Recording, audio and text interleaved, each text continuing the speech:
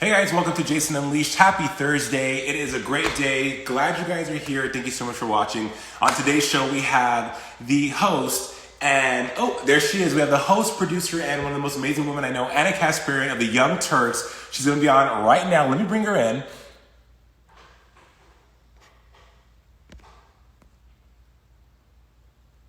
Let's see, boom. No, let's go live with Anna. Well, there we go. You guys. But yes, Anna Kasparian, she is the host of the largest online YouTube network in the world. And here she is, Anna Kasparian. Hi. Hey, what's up? How you doing? This is your first Instagram live. Yeah, so I've done a live before, like solo. I'm so embarrassed to admit this. I didn't know that I could do this like with other people. This is pretty cool. Well, I have to also admit that I just started doing it this like 2 weeks ago. So we're here. We're here. It's all good. Yes. You look incredible. How are you doing? Thank you. I'm okay. Yesterday was kind of a tough day for political news purposes. But I love being home, so I have to admit that like the whole, working from home thing was not really a big deal for me, other than having to learn like how to set up my own technology and all that stuff for the main show. Right. Well, you pivoted nicely. Not only did you, great shot, you have a nice backdrop, LA backdrop. I love it. I love it. Thank you. So how are you doing social distancing and with this new normal for you outside of working at TYT and doing the main show daily? It's been an easy transition. Yeah, I mean it's sort of an okay transition. Honestly, anytime I get into this like spiral of negativity, I try to think about how lucky I am that I have like a really supportive partner. I'm able to distract myself with work. I know a lot of people, millions of people have already been laid off. And so I just don't let myself start feeling any self-pity because I'm super lucky, and I just focus on that. But with that said, there are definitely days where when you're home all day and you don't leave, you start getting like irritable, sometimes on edge. And like the nature of my work and the kind of topics we discuss, usually it leads to me needing like an outlet or some alone time. And so those are the things that I've been struggling with a little bit. But again, I feel weird even complaining. Super lucky. Well, I mean, but you're Anna, you're also human, and you mentioned something that I think a lot of people want to know about you. You daily, especially now within the way our political climate is so hot, it's volcanic, right? It's very polarizing.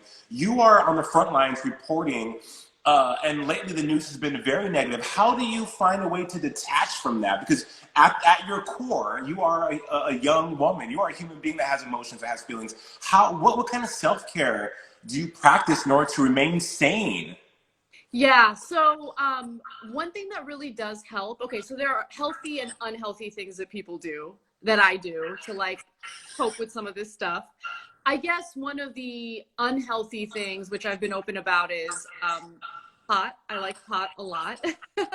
So I'll indulge in that. But when it comes to like healthy things that I do, there were at least 2 mornings this week where I was definitely on edge, and even though I really didn't want to do it, I forced myself to do some yoga. And it really does help you, not just physically, but mentally. It just puts me in a better place, and I feel better equipped to deal with the news. And then I have a pretty strict rule about staying away from Twitter on days when I just need to do that. Like, I just need to not read people's opinions, oftentimes toxic opinions about issues, and that helps too. But like, you got to unplug. Like, you got to kind of find what the root of the stress is. And for me, oftentimes it's like the subject matter we discuss on the show. I do it for my work, and then on my off time, I try to focus on other things. Right. Well, going back to the marijuana and cannabis here in California, all people in the comments like, Anna, that's not unhealthy. They're I know. I know. I agree, actually. You are this millennial, and you have had this amazing career. You're a California native, Yes. Cal State Northridge graduate, journalism. Not only were you a student, but you went on to become an educator. You're a producer. You're an anchor of one of the largest online, or the largest online YouTube news show in the world at just what, you're 33 years old, yes? Yeah, 33. Baby, Anna, Thanks. how? Where does this drive come from? Tell us, how have you arrived at becoming the woman you are today? It's truly impressive. Thank you. That's really sweet. It's funny because like I don't ever really feel that way.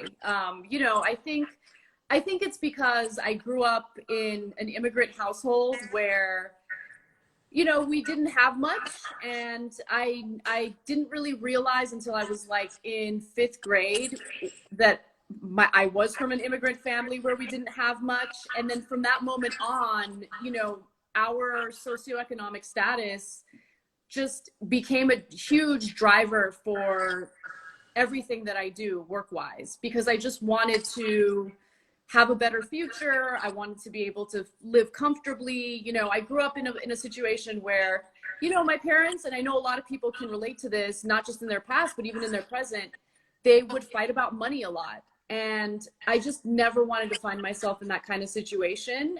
It was really difficult as a child.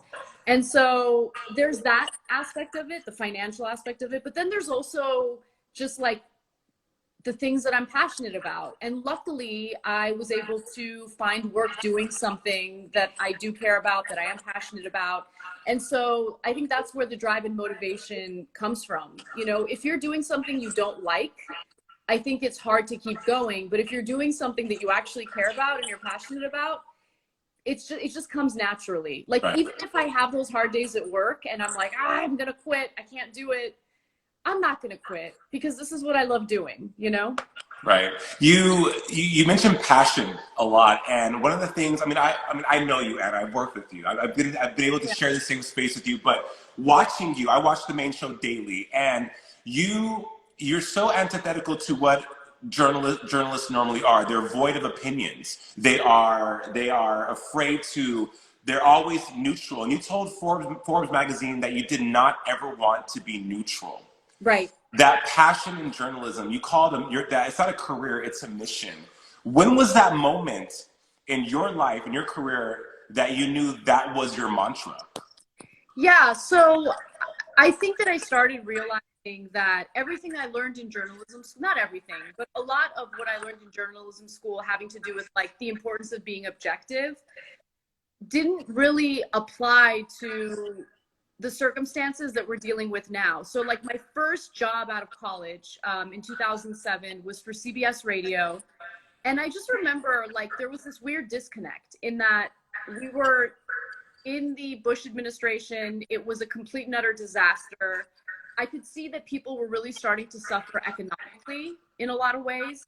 And then I would go into work and those types of topics would be discussed in such a weird, like sanitized way.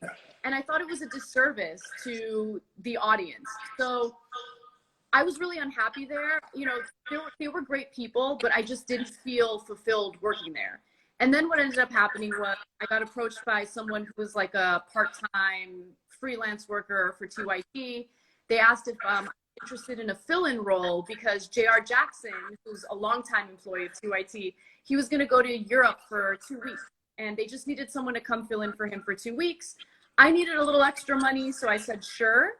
And once I saw Cenk Uygur, who's like the founder of the company, do his thing and like go in and go hard against the administration, I was like, I don't know if this is the kind of stuff that'll get me in trouble in my career later, but this is what I want to do.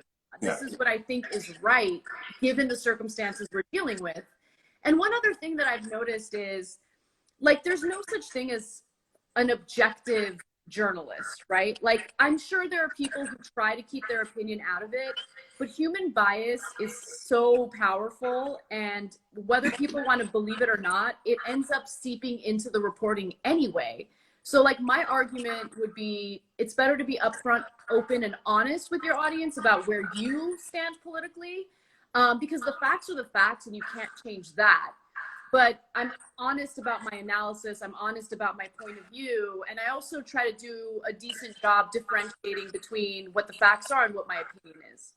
I would agree. You absolutely do that. And I, watching you, this week, especially with the news about Bernie suspending his campaign, I know that was a huge blow for a lot of people and those at TYT. Do you ever have a time where do you worry about maybe being too raw, too visceral, being too open about how you feel? Do you ever leave the show and think, I wish I would have pulled back, or do you have no regrets every day? Oh, I mean, I have a ton of regrets. I never regret being vulnerable and raw with the audience, but I do sometimes regret speaking before giving myself an opportunity to process something.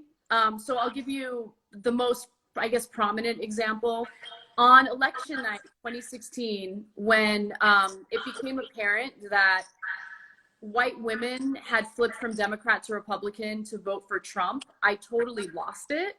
And I didn't give myself a moment to process it and think about how I wanted to communicate what I was feeling strategically, right? And so it was just like word vomit, and I just like went nuts, and I just started saying that I didn't respect these women. And that just wasn't smart, and it wasn't right. And so I wish I would have like given myself a moment to like, I still think I wanted to communicate that, but I could have communicated it way more effectively without just like straight out insulting a giant group of people. Because like the whole point of what we do is also persuasion, right? And so how are you going to persuade people if you're like calling them stupid or saying you don't respect them? So like that's an example of me. I think it's not that I was being too honest. I think it was that I wasn't thinking about how to communicate strategically. Well, and also, I mean, you being culpable and saying, hey, I made this mistake, and being able to admit to that in itself is just I think, very powerful, because some people aren't. I mean, we watch a lot of Fox News, this is called what it is, of people who say things and they have no problem standing by it, even though it's wrong. Trish Regan, for example, had no problems saying that COVID-19 was us trying to get Trump impeached, right? Yeah. So, but you've been able to recognize that and say, hey, I was wrong. It says a lot about yourself. I mean, every day you're on every day, and people see just this side of Anna Kasparian. I want to know, does Anna Kasparian like leave TYT, get in her car, and throw on West Coast gangster rap? Like, what is something about Anna that your fans and the people and the millions of people around the world that watch you daily don't know about you? Man, I think I share a lot. I think I share pretty much everything with the audience. Let me think. I definitely I love all sorts of music. So, and I've talked about that on the show too. Everything from like rap, hip hop to like classical music, classic rock. But I think like the most surprising thing about me would probably be my entertainment diet. I kind of love trashy TV to unplug. I love it. Same. It's so good. It's like the perfect like balance to the kind of right. stuff I have to read about every day. So I loved Tiger King. I don't care if people judge me for that. I think most people loved it. I also really like The Housewives. Like I like to watch that when I'm trying to unplug. The person who judges me the most for that, by the way, is my husband. Same. So my husband too. Hannah, my husband's upstairs right now, probably shaking his head because he is him and Christian, your husband would be, because he's exactly in the exact same boat. That's so funny. Yeah, he's just like, what is this, and why were you watching it? And I'm like, it's just petty. It's petty stuff, and I like petty stuff when I'm trying to unwind. Let me enjoy it. It's mindless. You don't have to think about it. It's entertaining. One of the things that I was shocked to find out about you, and being a dancer myself, is that you're classically trained in ballet. Oh, yeah. So I did ballet from 3 to 19. And it wasn't just ballet. Like I went to a dance school. We learned all sorts of different types of dancing. My least favorite type of dancing is modern. My favorite is 100% ballet. Like there's something freeing about getting good at it and being able to perform. And I don't know, I just really enjoyed it. I wish I had time to keep training, but of course I don't. Well, ballet is the foundation of all classical movement, and I feel you on modern. I never got into being a tree or no. It was Yeah. that was the one class I was like, let's skip that. But Anna, again, you're so fascinating. You're so interesting in your life. I'm sure. I mean, like in the comments below, the people are just so effusive about you and how you've inspired them. Who has inspired you? Oh, wow. Man, there have been so many inspirations throughout my life. I would say that like right now, my biggest inspiration, this is unsurprising, but it would be Bernie Sanders, because it's not just about what he represents politically. It's also the fact that he's been fighting for the same things for so long, and he's never been discouraged. He never gave up. And that's the kind of inspiration I personally need right now, because clearly when things aren't going the way that you would hope they would in the country, you find yourself in these moments of despair and you just want to give up. So I usually turn to him or look to him or read about him whenever I need like that extra fuel to keep going. When I was in not elementary, when I was in like middle school, my inspiration was actually Barbara Walters. Because I just thought she had the coolest job and was like the smartest woman alive and had the best conversations. And so like, your inspirations really like change as you grow. But there are also like personal people like that aren't public figures that had like a huge influence on my life. And I actually thought about one of them today. My 5th grade teacher, her name was Miss Robson. She was like the saltiest teacher ever. And she was just like, I've always been like a sensitive person. You're a Cancer. I'm a Cancer, yes. So like I would get discouraged easily in class and stuff like that. And she was the kind of teacher who was like, are you crying right now? No, you can and you will. Like that was her thing. She had it like on a sign in the classroom. And every time like I would start like feeling sad or bad about myself, she would point to it. You can and you will. And that's such an important message for a 5th grader to repetitively hear and see, because that like really shaped my self-reflection throughout like the rest of my life. So she was a huge inspiration of mine. She's passed away, but I think about her often, including this morning. Yeah. Wow, that's touching, Anna. We all have those teachers that my 5th grade teacher, his name was Andy Ramirez, and he was just the kindest, most nurturing soul. And it's the little things they did as your teacher did for you that had the biggest impact, right? Yeah, definitely. Yeah. If you weren't Anna Kasparian, host of the Young Turks, one of the most powerful progressive media on the planet, what would you be doing? Probably interior design. I'm obsessed with interior design. Like if I could somehow swing 2 careers, I would, but that'd be impossible. I think it's like, I don't know. You guys should check out not my Instagram, my Pinterest account, because on Pinterest, like all I do is look at interior design. Everything that I've done with our place, I've done on my own. Like I've never hired like someone to help me with remodeling, like kitchen, for instance. I've decided like what I want the kitchen to look like, how I want the layout to be. And by the way, I have no formal training. So for anyone watching now who is an actual interior designer, I hope none of this is offensive to you. It's just something that it's like where I go, where I want to be creative.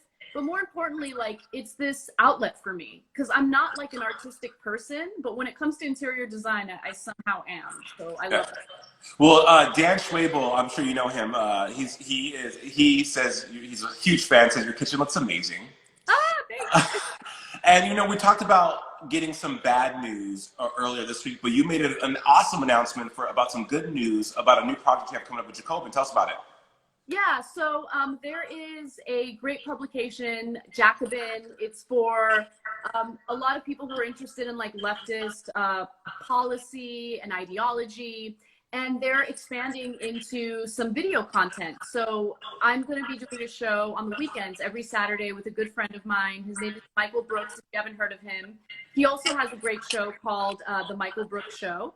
And so, yeah, for an hour every Saturday morning, we're going to get together, and it's a completely different format from TYT. It's more about having like a flowing discussion about strategy and some of the political news that's happening in the leftist world. And really the point is to start thinking about, all right, we know what we want in terms of policy. We know what we want when it comes to changing, you know, the course of this country, but how do we get there? Because I think one of the things that is lacking is just like discussion and strategic thought in accomplishing the things that we want.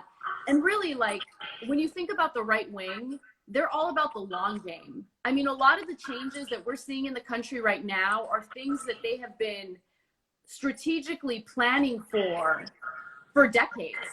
And we need to start thinking that way, and we need to be aggressive about it. So that's one part of that show. And I'm really excited. We're going to launch this weekend. Love it. Love it. Anna, what's coming up on TYT today? So today we're going to talk about the labor strikes that are happening in California.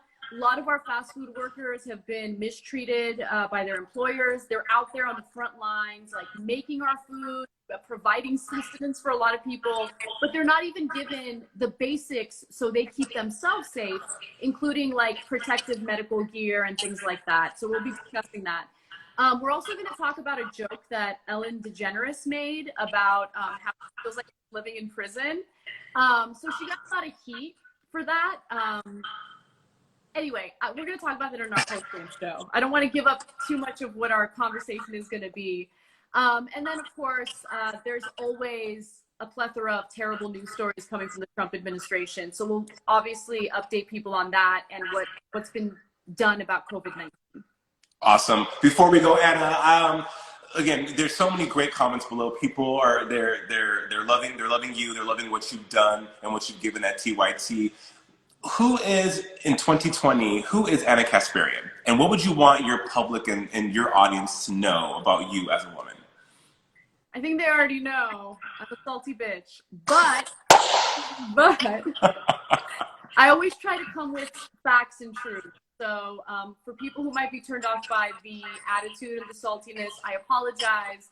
But hopefully you keep listening for the message, because that's what matters the most.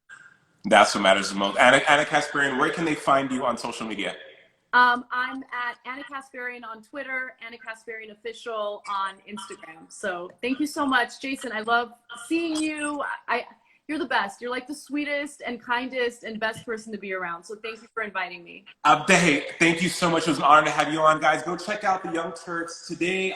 You guys are live at 3 p.m. Pacific, 6 p.m. Eastern, yes? Yes, exactly. Wonderful. Anna Kasparian, thank you so much for joining me. Take care and be well. Bye. Bye.